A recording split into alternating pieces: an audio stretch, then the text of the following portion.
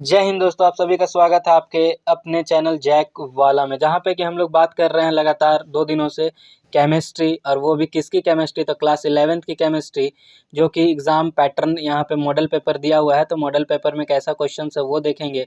40 marks के होने वाले हैं पूरे एग्ज़ाम का पैटर्न में कहानी। और ये रहेगा हमारा समय 1 घंटा का। तो 1 घंटा में हम लोगों को आर या पार वाली लड़ाई करनी है, जिसमें कि हम लोग 1 से लेकर 15 तक जो है क्वेश्चन डिस्कस कर चुके थे। तो आज हम लोग 16 से यहाँ पे जो है आगे तैयारी करेंगे। और 16 नंबर प्रश्न आपको दिख रहा होगा आपके स्क्रीन के ही ऊपर। 16 नंबर प्रश्न है इन थर्मोकेमिकल रिएक्शंस। थर्मोकेमिकल मतलब ऊष्मा रासायनिक समीकरण, जो कि दिया हुआ है CH4+O2, जिससे कि बन रहा है CO2+H2O। और यहाँ से डेल एच सी जो हो रहा है वो -890.3 किलो जूल पर मोल है। बोल रहा है ये एक एग्जाम्पल है, ये एक उदाहरण है किसका, कनक एंथैल्पी का, दहन इंथैल्पी का या विलियन इंथैल्पी का, इस तरह से। तो आप याद रखिएगा, यहाँ पे ध्यान दीजिए। पहले ट्रिक पे आते हैं। एच का मतलब इंथैल्पी है, और यहाँ सी फॉर कंबशन हो सकता है, ना कि एटोमाइजेशन, ना कि सॉल्यूशन। तो इसका इंथैल्पी ऑफ कंबशन सही उत्तर है दहन एंथैल्पी का। और साथ ही साथ आपको याद रखना है कि जब भी किसी चीज़ को ऑक्सीजन के साथ हम लोग अभिक्रिया करेंगे तो वो कंबशन रिएक्शन के लिए जाएगा। तो ये इंथैल्पी ऑफ कंबशन पे टिक कर देना है। फिर आते हैं अगले प्रश्न की ओर। अगला प्रश्न है प्रश्न संख्या 17।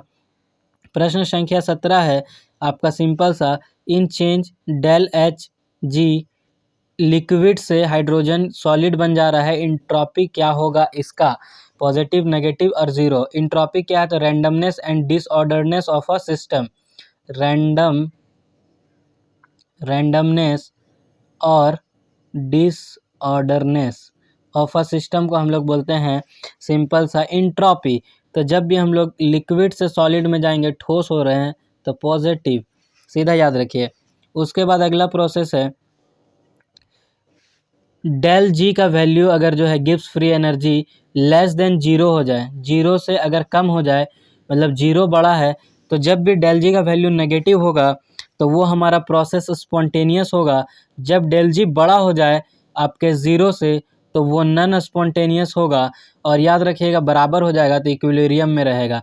ये 3, हालांकि इसका सही आंसर क्या हो जाएगा, तो जब डेल जी जीरो से छोटा है, मतलब जीरो बड़ा हो गया डेल जी के सामने, तो प्रोसेस हमारा है स्पॉन्टेनियस। अगर बड़ा हो जाता तो नॉन स्पॉन्टेनियस, याद रखिएगा। हिंदी में भी आप लोग फॉलो करते चले जाए, क्योंकि 11th का ज़्यादातर क्वेश्चन इंग्लिश में ही लोग फॉलो करते हैं, इसलिए मैं इंग्लिश पे ज़्यादा फोकस्ड हूँ। The pH value of 0.1 m of NaOH solution is equal to. तो याद रखिएगा इस तरह के ऑप्शंस जब pH का बात हो तो एक अलग जो एलिमिनेट रहेगा करके उसको टिक मार देना है। जैसे यहाँ 1.2, यहाँ 5, यहाँ नॉन ऑफ दिस का तो बात ही नहीं करते। अगर हम लोग pH स्केल देखते हैं, 0 बीच में आता है 7 और फिर आता है 14। यहाँ से यहाँ तक को हम लोग अम्ल बोलते हैं, यहाँ से यहाँ तक को हम लोग क्षार बोलते हैं। तो आपको देखना है कि यहाँ सबसे अलग कौन सा है, 13 है, क्योंकि ये क्षार की तरफ है, बाकी सब अम्ल की तरफ है। बस 13 टिक मारिए, काम खत्म। और यहाँ पे देखिए ना OH, मतलब ये कहीं ना कहीं बेस का बात हो रहा है, तो बेस मतलब क्षार। उसके बाद आइए अगला प्रश्न पे। प्रश्न संख्या 20 दिख रहा होगा। For a reversible reaction A+B equilibrium है, दोनों तरफ से है, रिवर्सिबल रिएक्शन है C+T। तो equilibrium constant Kc is equal to, Kc जो होगा यहाँ पे आपको याद रखना है, Kc सिंपल सा है। पहले हम लोग कंसंट्रेशन ऑफ प्रोडक्ट लेते हैं, तो C और D का concentration divided by reactant A और B का कंसंट्रेशन। तो ऐसा यहाँ दिख रहा है ऑप्शन नंबर बी पे, बी टिक करके आगे। उसके बाद आते हैं प्रश्न संख्या 21 नंबर। और 21 number species OH is a, OH minus. OH generally हम लोगों को दिखता किस में है, तो याद रखिएगा बेस में। तो बस इसका मारना है लुईस बेस। और यहाँ पे माइनस के कारण क्या है, इलेक्ट्रॉन रिच स्पेसिस, तो ये बेस ही होता है। अगर इलेक्ट्रॉन डिफिशियंट स्पेसिस होता तो वो हमारा एसिड होता। यहाँ पे सही उत्तर हमारा है लुईस बेस। उसके बाद अगला क्वेश्चन जो है ऑक्सीडेशन। ऑक्सीडेशन मीन्स ऑक्सीकरण है, क्या है, तो loss of electron by any species, gain of electron by any species, both of them तो हो नहीं सकता है, नन ऑफ तो हो नहीं सकता, यही दोनों में से कोई होगा। तो ऑक्सीडेशन जो होता है वो होता है आपका इंक्रीज इन ऑक्सीडेशन नंबर। और इंक्रीज इन ऑक्सीडेशन नंबर कब होगा, जब लॉस ऑफ इलेक्ट्रॉन हो।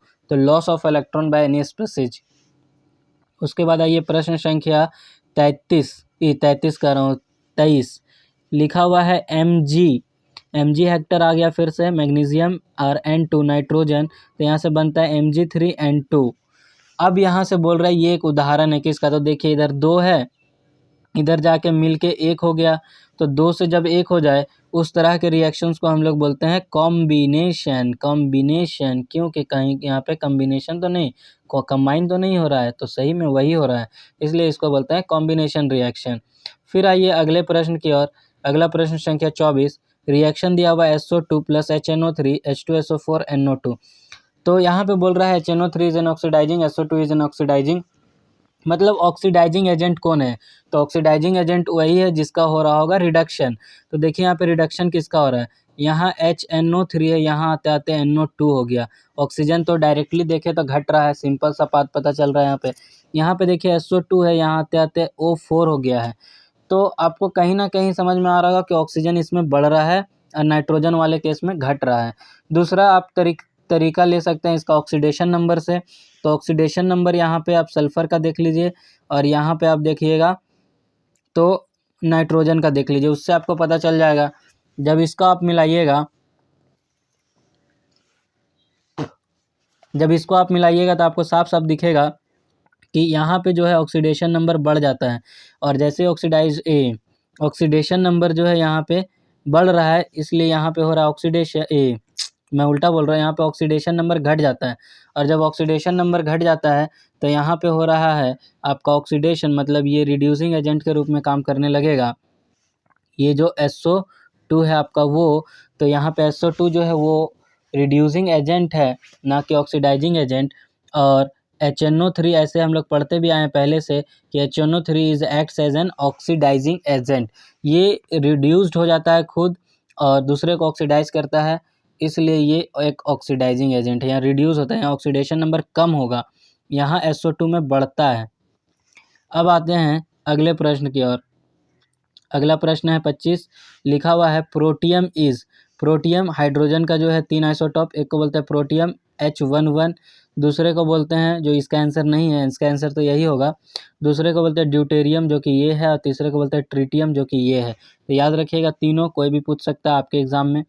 फिर है प्रश्न संख्या 26 में भी साफ साफ दिख रहा है PbSH2O पेरोक्साइड, हाइड्रोजन पर ऑक्साइड के साथ PbS का रिएक्शन करवाते हैं तो H2O बाहर आ गया। अब H2O के अलावा जो बचा है सबको एक साथ जोड़ दीजिए, Pb बचा है और साथ ही साथ अगर आप देखिएगा तो S और यहाँ से H2O निकला है, तो कुछ आपका O भी बचा है, तो SO2। लेकिन Pb का वैलेंसी 2 होता है, एक तो होता है +4 और एक होता है +2। यहाँ पे क्योंकि PbSO4 एक कंपाउंड आपको वेल नॉन होगा, इसलिए यहाँ से बनने वाला है PbSO4। अगर PbSO2 वेल नॉन होता तो वो बनता, लेकिन वैसा है नहीं। अगला प्रश्न जो है वो है आपका प्रश्न संख्या 27, और प्रश्न संख्या 27 भी बहुत सिंपल है। CaOH2, जैसे ही हम लोग स्लैग्ड लाइम को, इसको बोला जाता है स्लैग्ड लाइम, CO2 से पास करेंगे तो यहाँ से पानी तो बाहर निकलेगा ही निकलेगा, साथ ही साथ CaCO3 कैल्शियम कार्बोनेट बनता है। प्रश्न संख्या 28 भी जो है लिथियम क्या है, तो ये अल्कली मेटल है। हाल ली ना कर रब से फरियाद, ये ग्रुप 1 में आता है, और ग्रुप 1 वाले सारे जो है वो होते हैं अल्कली मेटल, तो ये अल्कली मेटल हो गया। इसके आगे जो है हम लोग नेक्स्ट वीडियो में कवर करेंगे। जय हिंद, मिलते हैं आगे। अगर आपको कहीं पे भी डाउट हो तो कमेंट ज़रूर करें।